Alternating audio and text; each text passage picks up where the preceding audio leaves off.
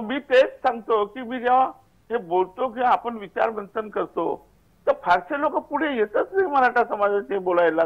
काय कोणाला घाबरतात माहित नाही, म्हणजे ते मागासलेले आहेत हे सिद्ध होतं.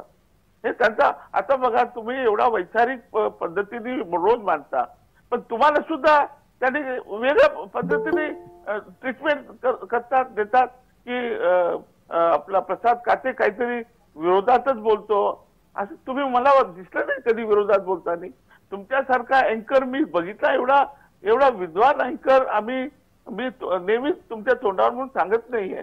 तुम्ही ज्या पद्धतीने मांडणी करता ते कोणाची बाजू न घेता, परंतु काही लोकांना वाटतं की प्रसाद काटे मुद्दामच काय लोकांना भडकवण्यासाठी किंवा बिलकुल नाही आहे.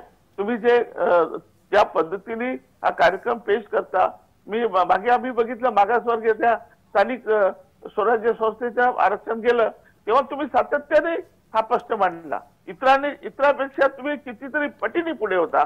आजही मराठा आरक्षण साठी तुम्ही खूप पुढे आहात. धन्यवाद.